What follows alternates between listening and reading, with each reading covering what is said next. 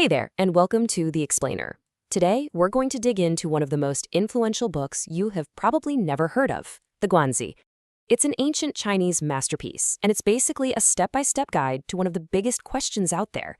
How do you build a superpower from the ground up? So seriously, if someone gave you that job, where would you even start? Your first thought might be a massive army, right?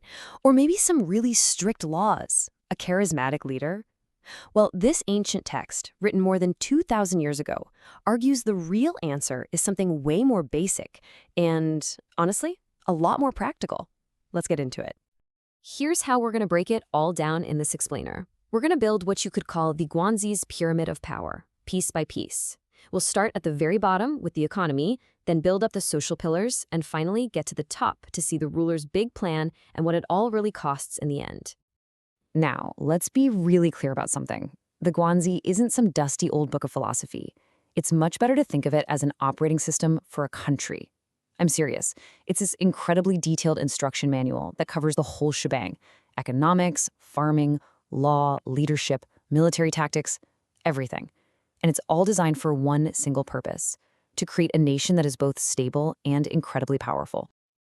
So, with a project that massive, where do you begin? Not with big ideals or fancy speeches. Nope.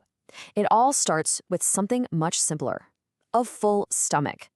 The Guanzi is absolutely insistent on this point. Before you can have social order, you must have economic prosperity.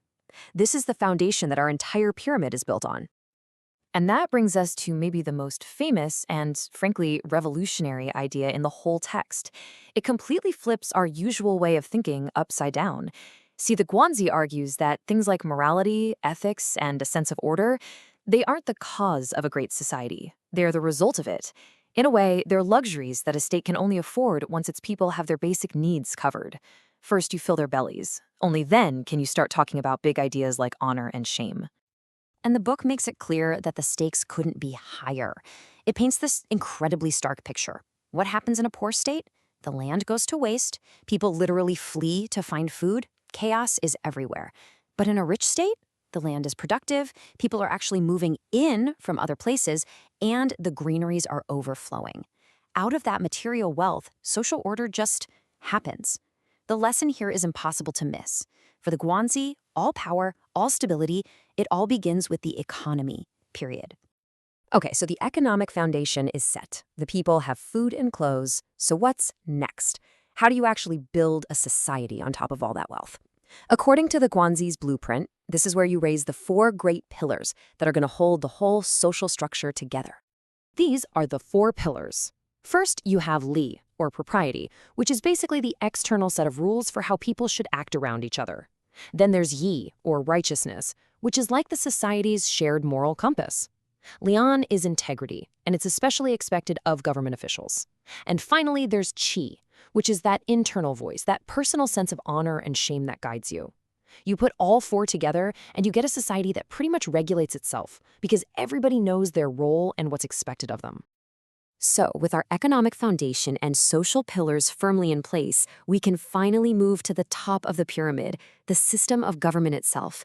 This is where the ruler comes in, not as some tyrant, but more like a master architect, making sure the entire structure stays perfectly balanced and strong. Now, a huge part of this master plan is a really rigid social order. The Guanzi is crystal clear that for perfect stability, every class has to stick to its role, and that role is passed down from one generation to the next. Scholars govern, farmers farm, artisans build, and merchants trade. Now, from our modern point of view, that sounds incredibly restrictive, but in this system, the goal wasn't oppression. The goal was efficiency, and preventing the kind of chaos that they believed happens when people start moving out of their specialized roles. And the ruler's job isn't to get bogged down in every little detail. Instead, they're supposed to be a sage, someone who understands the deep, natural rhythms of the world. The Guanzi calls this seasonal governance. It's basically the idea that all government actions have to be in sync with the seasons. It's common sense, really. You don't raise taxes during planting season, and you don't start a war right when it's time for the harvest. By working with the natural order of things, not against it, the state basically guarantees its own success. So let's step back for a second.